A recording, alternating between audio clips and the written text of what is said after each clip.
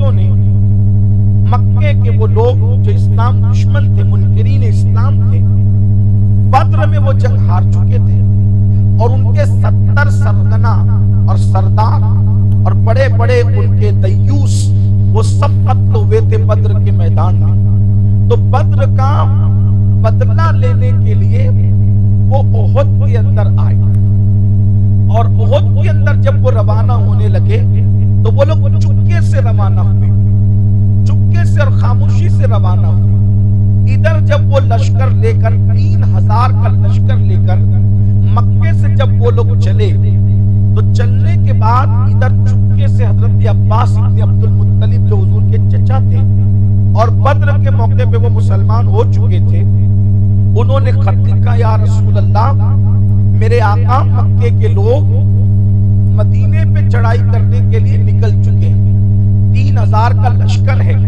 جن عورتوں کا باپ قتل ہوا بدر میں، جن عورتوں کا بھائی قتل ہوا بدر میں، جن عورتوں کا شوہر قتل ہوا بدر میں، تو وہ سب عورتیں بھی ناچتی گاتی اور مرثیے کے اشعار پڑھتی ہوئی، بہت جذبات ہیجان انگیز اشعار پڑھتی ہوئی، ڈھول بجاتی ہوئی، روتی چلاتی اور جذبات کو ابھارتی ہوئی جا رہی ہے۔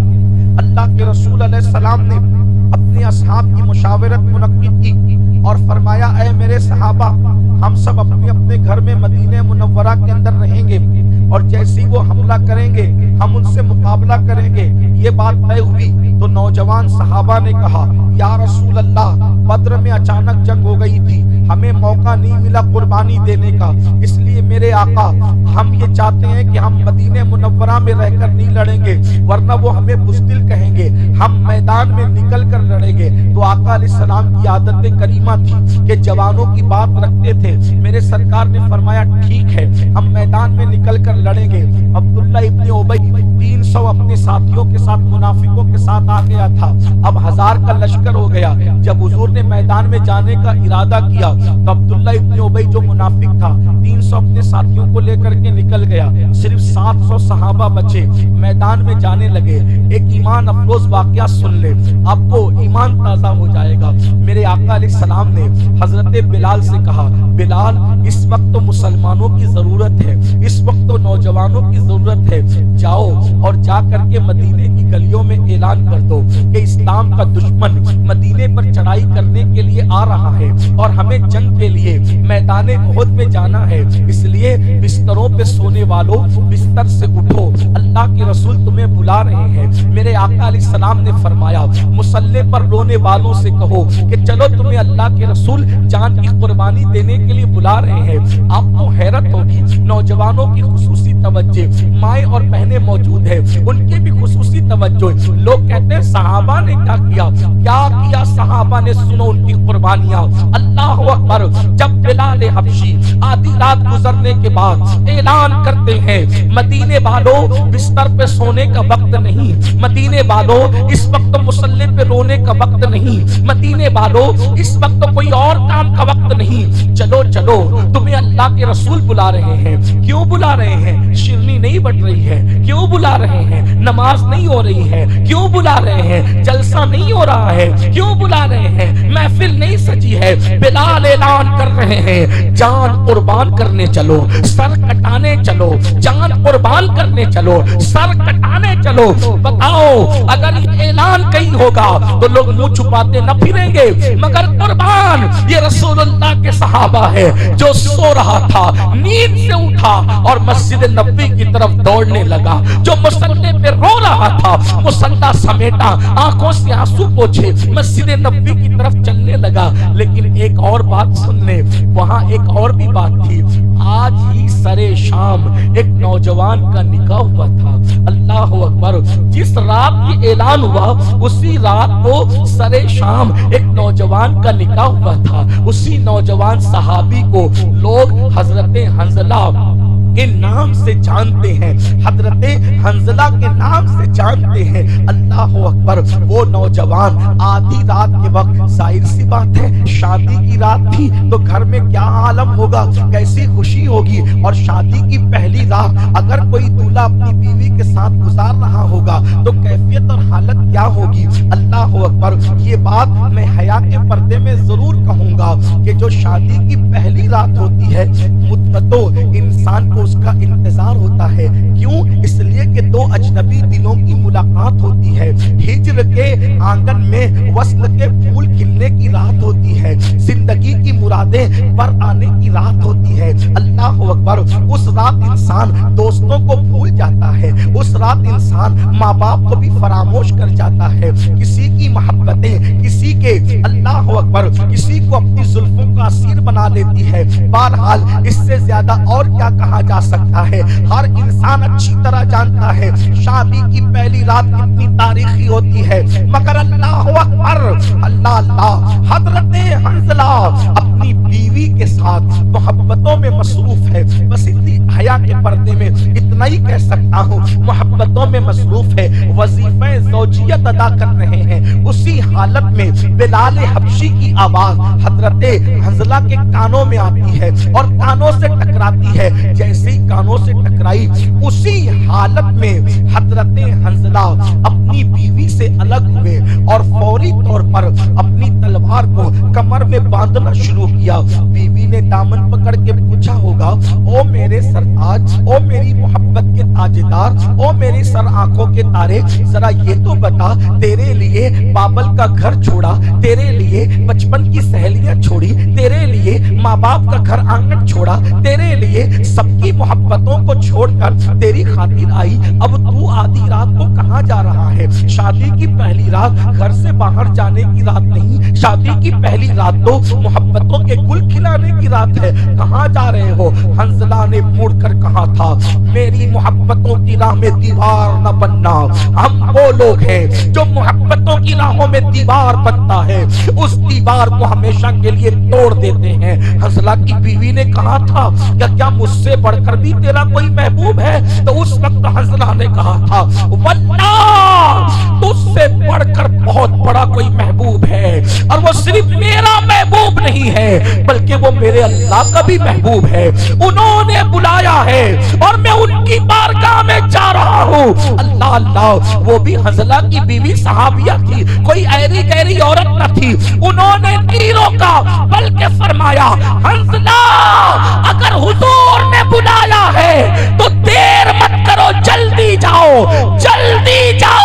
لیکن ایک وعدہ کرتے جانا حنظلہ کہ آج اکیلے جا رہے ہو اگر شہید ہو گئے تو جنت میں اکیلے مت جانا بلکہ میرا ہاتھ پکڑ کر مجھے بھی ساتھ میں لے کر نعرہ تکبیر نعرہ تکبیر نعرہ رسالت نعرہ رسالت جشن آمد مصطفیٰ فیضان مصطفیٰ عظمت صحابہ ہر صحابی نبی ہر صحابی نبی آمد آل رسول.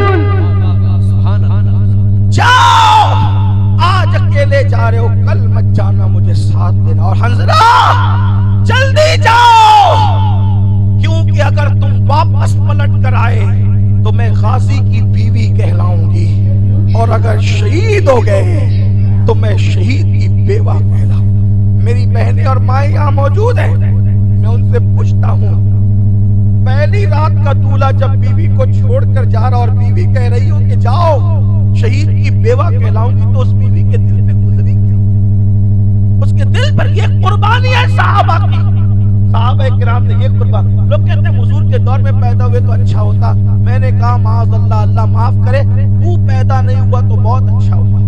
اس لیے کہ پیدا آج تو نماز کے لیے مسجد میں نہیں آتا کل تو احد کے میدان میں کیا جاتا. تجھ پہ سوالیہ شاید منافقوں کی صف میں تجھے کھڑا کیا جا رہا وہ تو بھاگنے والا ہوتا.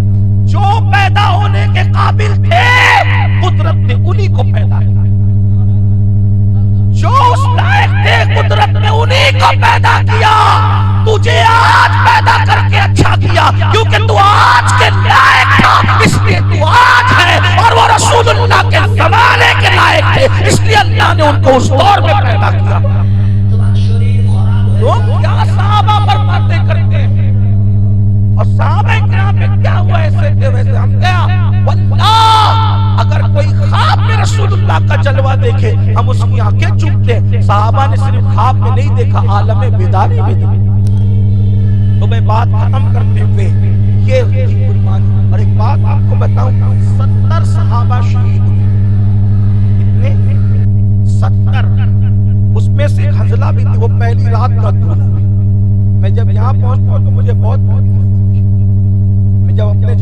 देखता हूँ ना, चेहरे से दाढ़ी मुड़ाकर गटरों में फेंकवा रहे हैं, कानों में ईयरफोन लगा के गाने सुन रहे हैं, लड़कियों को बाप की नजर से देख रहे हैं, घर के अंदर सीरियल चलता है, गंदी फिल्में चलती है। मैं सोचता हूँ कि ये दीन हमारे घर तक पहुंचने के लिए पहली रात की दुल्हन का सुहाग भी लुटा है। पहली रात ये इतनी आसानी से दीन नहीं पहुंचा जितना हम समझते हैं ना, ये दीन बहुत आसानी से नहीं है। सोचो ना, वो पहली रात की दुल्हन, उसने अभी जिंदगी की एक रात भी शौहर के साथ नहीं गई। पहली रात की दुल्हन भी क्या कहूँ, आधी रात भी वो शौहर के साथ ना रही, सिर्फ अल्लाह के दीन के। और हजरत हंजला को उन्होंने कहा था, हंजला जब घर से निकलना तो 2-3 लोगों को कह देना।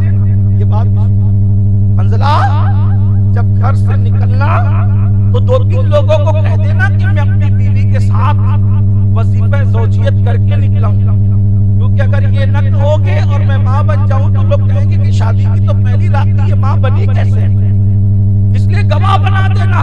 और हुआ भी ऐसे ही, उसी पहली रात में अल्लाह ने उनके घर में शिकम में बेटा अता फरमाया और उनका नाम हजरत अब्दुल्ला रखा गया, अब्दुल्ला इब्न हंजला, जिन्होंने करबला के बाद मदीने मुनव्वरा वालों को जो है वो यजीद के खिलाफ उठा करके खड़ा किया, वही हजरत अब्दुल्ला इब्न हंजला है। बहरहाल तो हजरत हंजला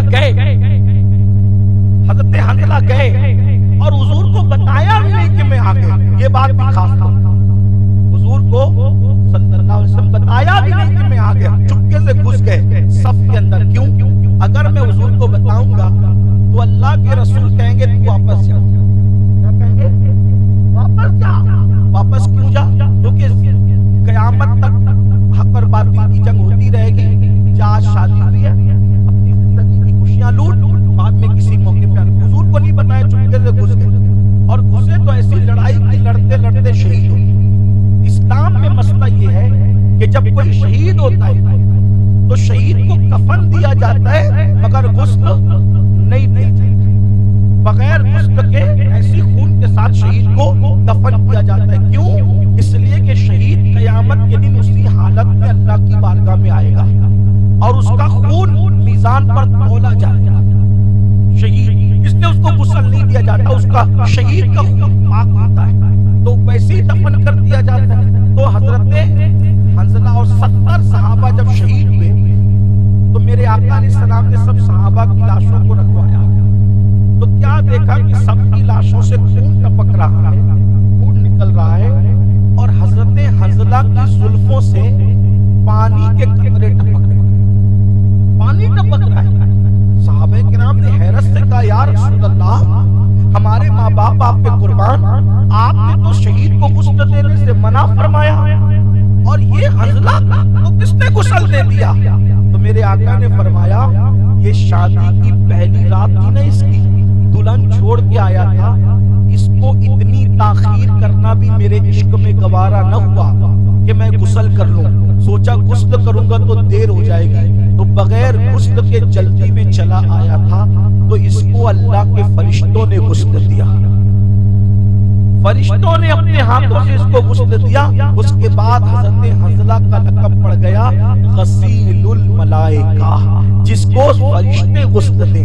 देखो हुजूर के इश्क में कुर्बानी देने का इनाम ये। तो अर्ज क्या कर रहा था, क्या कुर्बानी दी। और एक बात आपको और बताऊं, जब मेरे आका के असहाब शहीद हुए, मेरे भाई, बाप की तरफ 6 बजे जमात करना है, मैं जल्दी से बेड की तरफ जा रहा हूँ। जब मेरे आका के सहाबा उहद में शहीद हुए, उस दिन ऐसा हाल था कि मुसलमानों के पास सहाबे किराम को कफन पहनाने के लिए कपड़ा भी नहीं था। आज हम एक दिन में 2 ड्रेस बदलते हैं। अल्लाह करे 3 बदलो, 4 बदलो, अल्लाह खूब बरकत दे आपको, लेकिन उनकी कुर्बानी मत करो। कुर्बानी उन्होंने दी है, आज नेमतें हमें, बरकतें हमें मिल रही। गुनाह करने से पहले सोचो कि ये दीन जिसको अपने पीठ के पीछे डाला है, इसके लिए सहाबा की कुर्बानी सोचो तो सही।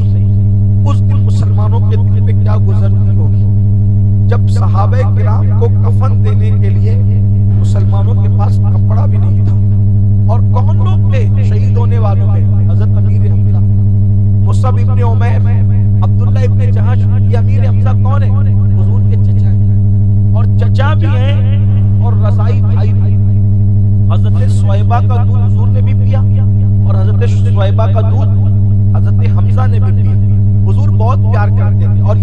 سے بہت پیار کیا, بڑی محبت تھی چچا بھتیجوں میں. ایمان کیسے لائے؟ ایک دن ابو جہل آیا, حضور علیہ السلام کعبے میں تھے, کعبۃ اللہ کے صحن میں تھے. حضور علیہ السلام کا سر پکڑا اور سر پکڑ کر کعبے کی دیوار سے سٹ کر, اور حضرت امیر حمزہ اس دن گھر پہ نہیں گئے, شکار کو گئے. بڑے بہادر تھے حمزہ, شکار کرنے کا شوق تھا, اور جب شکار کر کے لاتے تھے تو سینہ تان کر بہت شان سے آتے تھے, اور شکار آگے رکھ کے لاتے تھے کہ میں نے کیا شکار کیا ہے. اس دن شکار کر کے لائے سینہ تان کر, تو جیسے بیوی کو دیکھا, بیوی نے غصے میں کہا حمزہ افسوس ہے تجھ پہ افسوس, تو شکار پہ ناز کر رہے ہو. دیکھو تمہارے بھتیجے آمنہ کے در یتیم عبداللہ کے در یتیم کے ساتھ کیا ہو رہا ہے. اگر آج عبداللہ حیات ہوتے تو یہی ہوتا کہ ان کے شہزادے کو لوگ زخمی کرتے اور وہ شکار پہ ناز کرتا. اتنے جملے سنے, شکار چھوڑا, اتر گیا. کیا ہوا؟ اپنے بھتیجے کو ابو جہل نے زخمی کر دیا. کیسے کیا؟ سر پکڑ کے کعبے کی دیوار سے ٹکرایا. حمزہ نے شکار چھوڑا, بیوی کو ساتھ دیا, کعبے کے حرم میں گئے. ابو جہل بیٹھا تھا, اس کو بھی پکڑا ویسے ہی جیسے بیوی نے بتایا تھا, اور اسی کا سر کعبے کی دیوار میں ٹکرایا. جب خون بہنے لگا تو اس کو پھینکا, اور پھینک کر حضور کے پاس گئے. حضور سر جھکا کے بیٹھے تھے, اور جا کر حمزہ نے کہا میرے بھتیجے خوش ہو جاؤ, تمہارے دشمن سے بدلہ لے کے آؤں. پوچھو تمہاری چچی سے کیسا بدلہ لیا. آقا نے سر اٹھا کے چچا کو دیکھا. چچا میری خوشی چاہتے ہو؟ ہاں میرے بھتیجے, میرے لال, تیری خوشی چاہیے, اور کیا چاہیے؟ میری خوشی چاہتے ہو؟ ہاں. میری خوشی چاہتے ہو؟ ہاں. چچا میں دشمن سے بدلہ لینے پہ خوش نہیں ہوتا. اگر میری خوشی چاہتے ہو تو کلمہ پڑھو لا الہ الا اللہ محمد الرسول اللہ, اور اسلام میں داخل ہو جاؤ. تو کہا میری جان اگر تیری خوشی اسی میں ہے کہ میں کلمہ پڑھ لوں تو لے, میں کلمہ پڑھ کے مسلمان ہوں. مسلمان ہوئے حضرت حمزہ, اور جس دن سے مسلمان ہوئے اس دن وہاں مکے کے کافروں کی کمر ٹوٹ گئی. حیران تھے, حمزہ جیسا آدمی مسلمان ہو گیا. بڑے بہادر تھے, چوڑا سینہ, اونچا قد, اونٹ کی پیٹھ پہ ہاتھ رکھ کر کھڑے ہوتے تھے. اتنا اللہ تبارک و تعالیٰ نے قد دیا تھا. بڑے خوبصورت اور حسین و جمیل تھے.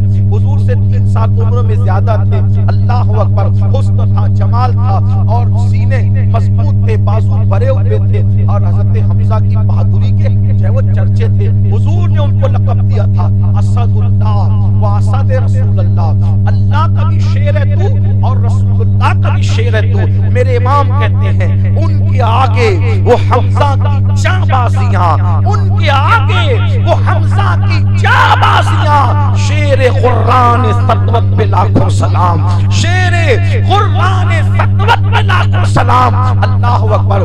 جس دن سے حمزہ مسلمان ہوئے پھر اس کے بعد کبھی بھتیجا کہہ کے نہیں پکارا. جب بھی کہا آقا مولا, بڑی خدمت کی.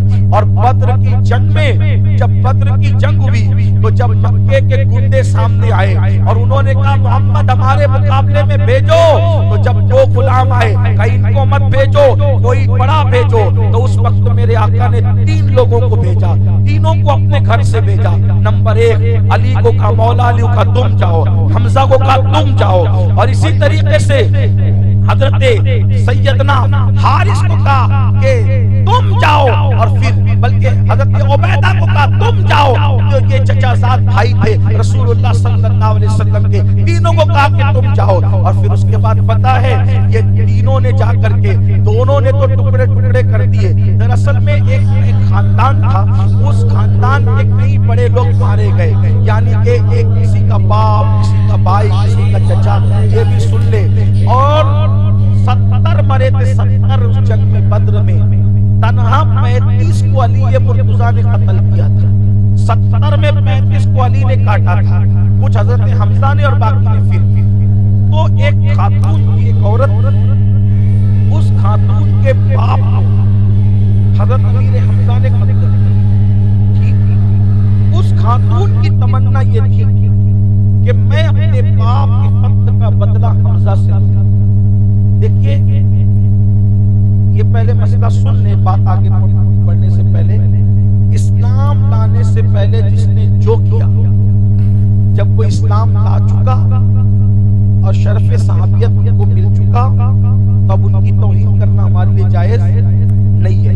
یہ میں جو بات کر رہا ہوں اسلام لانے سے پہلے کی کر رہا ہوں۔ تو اس خاتون نے ایک غلام تھا مکے میں، اس کا نام ویشی تھا، بعد میں یہ بھی مسلمان ہو گئے۔ ویشی کو کہا، ویشی میرے بدن پہ زیور دیکھ رہا ہے، ہاں یہ سب زیور تجھے دے دوں گی، تجھے آزاد کرا دوں گی، تو نے ایک ہی کام کرنا کہ جب ہم جنگ میں جا رہے تو تو نے حمزہ کو قتل کرنا بس۔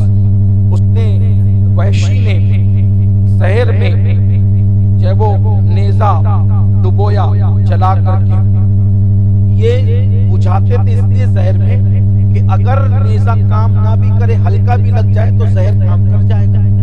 تو بعد میں وحشی مسلمان ہو گئے، اس لیے ہم ان کی کوئی بیعت بھی نہیں کرتے، اور وہ خاتون بھی مسلمان ہو گئی، ان کی بھی کوئی بیعت بھی نہیں کرتے، کیونکہ ہمارے لیے یہی ہے اسلام لانے کے بعد، اسلام لانے سے سارے جو پہلے گناہ ہوتے ہیں وہ اللہ ختم کر دیتا ہے۔ جب اللہ ختم کر دے تو ہم کون ہوتے بحث کرنے والے، بات کرنے والے؟ یہ وضاحت کے ساتھ میں بات کر رہا ہوں۔ وحشی کو کہا اس خاتون نے کہ تو نے اس کو قتل کر۔ اب وہ قافلہ چلا، جب چلا تو وحشی پیچھے پیچھے گھومتے تھے کہ حمزہ کو موقع ملے تو میں قتل کروں۔ حضرت حمزہ کو جب موقع ملا کہ وہ ایک سے لڑ رہے تھے تو وحشی نے پیچھے سے نیزہ مارا، نیزہ آپ کی کمر میں جا کے لگا۔ آپ نے پلٹ کر جب وحشی پر حملہ کرنا چاہا تو اتنی زور کا لگا تھا کہ بہت کچھ کٹ چکا تھا۔ حملہ کرنے کے لیے آگے بڑھے تو اس نے بڑھ کر کے دوسرا وار کیا، جس سے حضرت حمزہ زمین پر آ گئے، اور حمزہ زمین پر آئے تو پھر اس نے وار کیا اور آپ کو شہید کر دیا۔ شہید کرنے کے بعد اس نے کہا میرا کام تو ہو گیا کہ میں آزاد ہو گیا اور اس خاتون سے میں زیورات لے لوں گا، اب میں نے جنگ کیا کرنا۔ جب اس نے اس خاتون کو بتایا جا کر کہ میں نے حمزہ کو قتل کر دیا ہے اور پھر 70 صحابہ کی شہادت ہوئی، ان لوگوں نے اسی پہ بس نہیں کیا۔ اس خاتون کے دل و دماغ میں غصہ تھا، اس نے حضرت حمزہ کے ہونٹ کاٹے، حضرت حمزہ کی ناک کاٹی، حضرت حمزہ کی انگلیاں کاٹی۔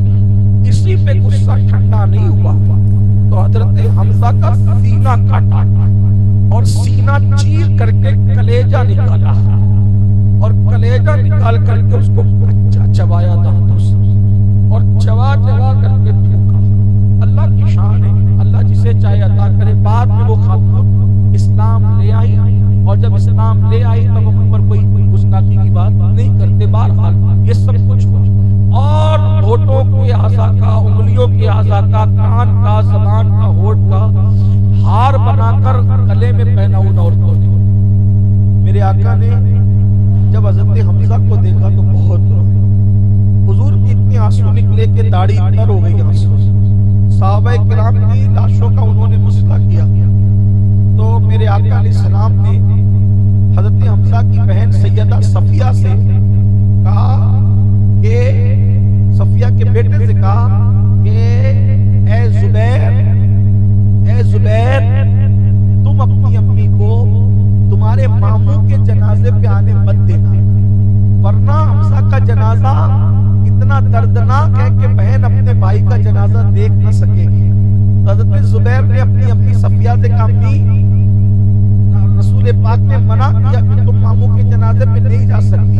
تو بتائیں صفیہ نے کیا کہا تھا؟ ہٹو رستے سے، اگر حمزہ عبد المطلب کا بیٹا ہے اور وہ رسول اللہ پر اپنی جان قربان کر سکتا ہے تو میں بھی عبد المطلب کی بیٹی ہوں، اپنے نبی کے قدموں پر اپنے بھائی کی قربانی کا نظارہ کر سکتی ہوں۔ اور اس کے بعد جب حضرت صفیہ نے حضرت حمزہ کا جنازہ دیکھا رو پڑی، بہن بھی برداشت نہ کر سکی، اپنے بیٹے سے کہا بیٹا آج مسلمانوں کے پاس ان شہیدوں کو کفن دینے کے لیے کپڑا بھی نہیں ہے، میرے پاس اس وقت تو 2 دوپٹے ہیں، جاؤ وہ 2 دوپٹے لے کر کے آؤ، جاؤ بس اختتام کر رہا ہوں، اگر دل میں کوئی جائز مراد ہے تو جائز مراد لے لیں آپ، کیونکہ حضرت امیر حمزہ کا تذکرہ ہو رہا ہے۔ اللہ اکبر۔ حضرت صفیہ نے کہا کہ بیٹے جاؤ 2 دوپٹے لے کے آؤ۔ حضرت زبیر گھوڑا دوڑاتے گئے، دوپٹے لے آئے۔ صفیہ نے، سیدہ صفیہ نے آقا سے کہا یا رسول اللہ یہ میرے 2 دوپٹے ہیں، میرے بھائی کو کفن کے لیے کپڑا نہیں ہے مسلمانوں کے پاس دینے کے لیے، اس دوپٹے میں میرے بھائی کو کفن دینا۔ آقا نے فرمایا روتے ہوئے پھوپھی جان حمزہ کی بہن میدان میں ہے، اس کے لیے تو کفن کا انتظام ہو گیا، لیکن میرا ایک اور صحابی بھی ہے جس کا نہ کوئی بھائی ہے میدان میں نہ بہن ہے، وہ مصعب ابن عمیر ہے، اور وہ میری محبت میں بہت قربانی دیا، اس نے قیمتی کپڑے پہنتا تھا۔ جب اسلام لایا تو اس کی ماں نے کہا یا تو مجھے چن یا تو محمد کو چن، تو انہوں نے فرمایا تیرے جیسی کروڑوں مائیں میں محمد رسول اللہ کے قدموں پہ قربان کر دوں گا۔ تو ماں نے کہا میرے قیمتی کپڑے واپس دے دے، تو اس نے قیمتی کپڑے واپس دے دیا اور ٹاٹ پہن لیا تھا۔ تو پھوپھی جان جس نے میری محبت میں ٹاٹ پہنا تھا وہ مصعب ابن عمیر بھی شہید ہو گئے، تو کیا اجازت دیتی ہو ایک دوپٹہ میں ان کو دے دو؟ اس پھوپھی جان نے کہا آقا آپ مالک و مختار ہے، اب میں کچھ نہیں کہتی، آپ جس کو چاہیے کپڑا دے دے۔ تو میرے آقا نے صحابہ سے کہا اے میرے صحابہ یہ دونوں دوپٹے کا کپڑا لے جاؤ اور ایک حمزہ پہ ڈال دو، ایک مصعب ابن عمیر پہ ڈال دو۔ صحابہ روتے ہوئے واپس آئے، یا رسول اللہ جب ہم نے حمزہ اور مصعب پہ یہ کپڑے ڈالے تو چہرے پہ ڈالتے تو پیر کھل جاتے اور پیروں پہ ڈالتے تو چہرہ کھل جاتا، آقا کیا کرے؟ آقا نے فرمایا جاؤ چہرے پہ ڈال دو اور پیروں پہ گھاس ڈال کر کے پیروں کو چھپا دو۔ جانتے ہیں جنہوں نے اسلام کے نام پہ قربانی دی ان کو مکمل کفن بھی نہیں ملا۔ یہ قربانیاں تھی ان صحابہ کی جن کو آپ ہم بھول چکے۔ بڑی معذرت کے ساتھ اپنے پیر کی فاتحہ تو کرتے ہو، لیکن جن کی اتنی قربانیاں ہیں ان کی 15 تاریخ گزر جاتی ہے، نہ مسجدوں میں قرآن خوانی، نہ گھروں میں نیاز، نہ ان کا ذکر، نہ فاتحہ۔ سوچو، غور کرو، میں پیروں کی فاتحہ کا منع نہیں کرتا، ہم بھی فاتحہ والے لوگ ہیں، لیکن اپنے پیروں کی فاتحہ سے پہلے اگر کوئی وصال ثواب کا حقدار ہے تو یہ وہ لوگ ہیں جن کی قربانیوں سے ہمارے پیروں کو بھی اسلام ملا ہے، جن کی قربانیوں سے ہمارے مرشدوں کو بھی اسلام ملا ہے، یہ وہ لوگ ہیں، ان کو مت بھولو۔ اللہ تعالی ہمیں بھولا ہوا سبق یاد کرنے کی توفیق عطا فرمائے، اور ان بزرگوں نے جو قربانیاں دی ہے ان کی قربانیوں کی اہمیت جاننے کی توفیق عطا فرمائے۔ جب بھی دل گناہ کرنے کی طرف مائل ہو تو سوچ لینا کہ امیر حمزہ، مصعب ابن عمیر، صحابہ کی کتنی قربانیاں تھی، تب یہ دین ہم تک پھیلائے۔ جب چہرے سے داڑھی مڑا کر گٹروں میں پھینکنے کو دل چاہے تو سوچنا کہ کتنی قربانیوں سے یہ دین ہم تک پہنچائے۔ اللہ تعالی ہم سب کو توفیق عطا فرمائے۔ گفتگو کے درمیان کوئی غلطی کو اللہ معاف فرمائے۔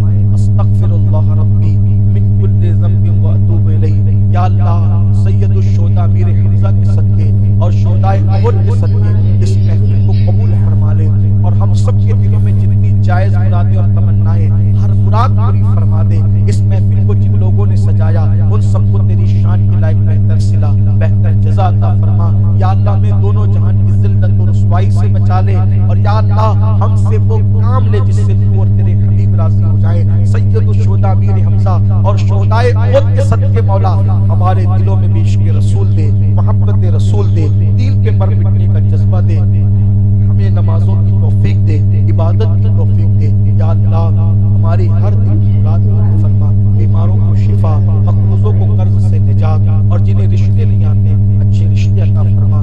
یا اللہ یہ تیرے محبوب کی محبت میں اتنی دیر تک بیٹھے دوپہر سے اب تک، یا اللہ ان سب کو تیری شان کے لائق صلہ عطا فرما۔ جنہوں نے محفل سجائی انہیں بھی بہتر صلہ عطا فرما۔ وما علینا الا البلاغ۔ صلاۃ و سلام ہوگا، اس کے بعد انشاءاللہ اپنی دعا فرمائیں گے۔